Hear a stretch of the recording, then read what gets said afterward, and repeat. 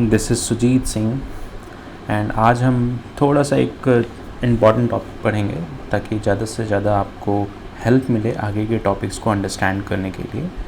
तो आप सभी से मेरा रिक्वेस्ट है, इस चैनल के लिंक को आप अपने दोस्तों के साथ, फैमिली मेम्बर्स के साथ, जूनियर्स के साथ और सीनियर्स के साथ शेयर कीजिए ताकि ये बायोलॉजिकल जो कॉन्सेप्ट्स हैं सभी को ईजीएस्ट वे में मिले और सभी की हेल्प हो सके। तो चलिए हम स्टार्ट करते हैं cell cycle and cell division process. हमने लास्ट वीडियो लेक्चर्स में डीएनए रेप्लिकेशन प्रोसेस को अंडरस्टैंड किया। तो जो सेल डिवीजन है उसको हम स्टडी करते हैं थ्रू सेल साइकिल। और सेल साइकिल को अगर हम देखें तो सेल साइकिल दो ब्रॉड कैटेगरीज में डिवाइड होते हैं। एक को हम बोलते हैं इंटर फेज, एक को हम बोलते हैं M phase. Interphase further कुछ फेजेस में डिवाइडेड होती हैं, कुछ सब फेजेस में डिवाइडेड होती हैं और इनको हम अंडरस्टैंड करते हैं G0 phase, G1 phase, S phase and G2 phase. G0 phase को ही हम बोलते हैं resting phase of cell cycle. G1 phase को हम बोलते हैं गैप 1 फेज, G2 को हम बोलते हैं gap 2 phase of cell cycle और S फेज को ही हम बोलते हैं, S फेज को हम बोलते हैं सिंथेसिस फेज। क्या बोलते हैं? DNA synthesis phase. और इसी सेल साइकिल के इसी फेज में क्या होता है? डीएनए का रेप्लिकेशन प्रोसेस चलता है। एम फेज जो है उसे हम बेसिकली बोलते हैं माइटोटिक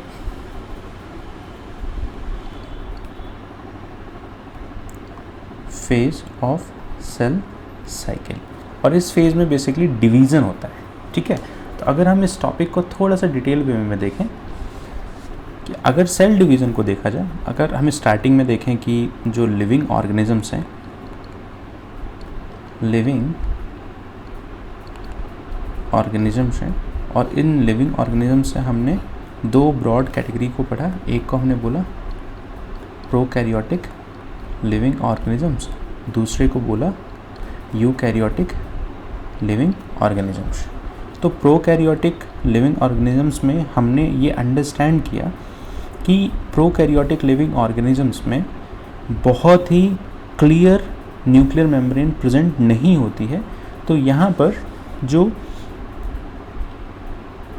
सेल्स हैं, बैक्टीरियल सेल्स की अगर हम बात करें तो बैक्टीरियल सेल्स में कोई भी well defined nuclear membrane present नहीं होती। तो इसका जो डीएनए है वो स्कैटर्ड फॉर्म में प्रेजेंट होता है साइटोसोल्स के अंदर। लेकिन अगर हम वहीं किसी एक यूकैरियोटिक सेल्स की बात करें तो यूकैरियोटिक सेल्स के अंदर well defined nuclear membrane present है।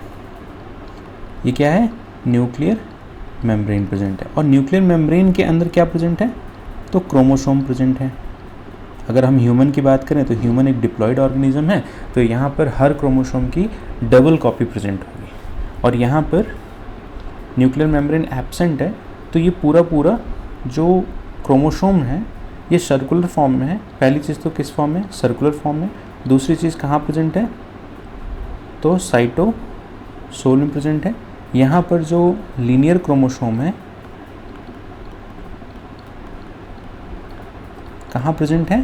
तो प्रेजेंट है न्यूक्लियस के अंदर।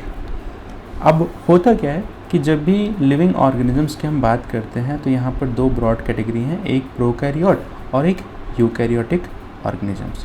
प्रोकैरियोटिक ऑर्गेनिजम्स में वेल डिफाइंड न्यूक्लियर मेम्ब्रेन नहीं प्रेजेंट होती है और यूकैरियोट में well defined nuclear membrane present होते हैं।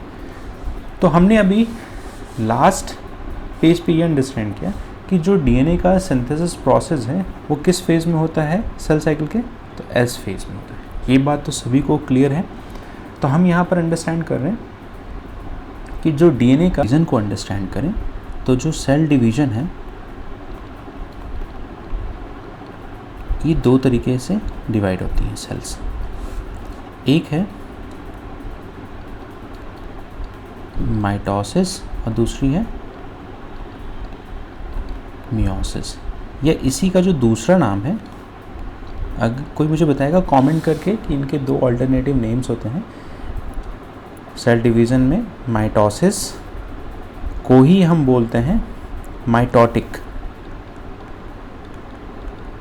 और मियोसिस को ही हम बोल देते हैं मियोटिक। तो बेसिकली होता क्या है कि जो सेल डिवीज़न प्रोसेस है, जो सेल को डिवाइड करने में हेल्प करती है, माइटोसिस और मियोसिस। जो माइटोसिस टाइप की जो सेल डिवीज़न है अकर इन सोमैटिक सेल्स, और ये कहाँ पर चलती हैं? मियोसिस या मियोटिक टाइप की जो सेल डिवीजन्स होती हैं अकर इन जर्म सेल। अगर हम यहीं पर सेल्स को बारे में थोड़ा सा अंडरस्टैंड करें तो बड़ा इंटरेस्टिंग सा टॉपिक है, इसको हम डिटेल में बाद में पढ़ेंगे, लेकिन एक छोटा सा समझने के लिए हम बता देते हैं आपको कि अगर हम ह्यूमन की बॉडी को उनके सेल्स या सेलुलर लेवल पर अगर हम बात करें तो ब्रॉड लेवल में जो सेल्स होती हैं उनको हम दो डिफरेंट कैटेगरी में डिवाइड करते हैं। एक को हम बोलते हैं सोमैटिक सेल और दूसरे को बोलते हैं जर्म सेल। सोमैटिक सेल्स जो होती हैं ये नॉर्मल फंक्शन परफॉर्म करती हैं, और जो जर्म सेल्स होती हैं बेसिकली गैमेट्स को क्या करती हैं? फॉर्मेशन करती हैं, गैमेट्स के फॉर्मेशन में हेल्प करती हैं। जैसे अगर हम गैमेट प्रोड्यूसिंग सेल्स की बात करें तो यहाँ पर गैमेट्स किस किस फॉर्म में है? तो हम बात करते हैं स्पर्म, हम बात करते हैं ओवा या ओवम। तो बेसिकली ये क्या है? गैमीट्स हैं, ये मेल गैमेट है और ये फीमेल गैमेट है। इसको हम रिप्रेजेंट इस फॉर्म में कर देते हैं। जब हम रिप्रोडक्शंस पढ़ेंगे तो हम इसको और बेटर वे में अंडरस्टैंड करेंगे। तो हमने अंडरस्टैंड किया कि प्रोकैरियोट और यूकैरियोटिक ऑर्गेनिजम्स में जो डिवीजन्स होते हैं, जैसे सेक्सुअल, अगर रिप्रोडक्शंस की हम बात करें, अगर हम इसको थोड़ा सा और बहुत बेसिक सा वीडियो लेक्चर है, अगर हम रिप्रोडक्शन की बात करेंगे यहाँ पर तो दो तरह के रिप्रोडक्शंस होते हैं, एसेक्सुअल रिप्रोडक्शन और सेक्सुअल रिप्रोडक्शन। एसेक्सुअल रिप्रोडक्शंस में जो डिवीजन्स है, अगर हम बैक्टीरिया को देखें बाइनरी फिजन, तो बाइनरी फिजन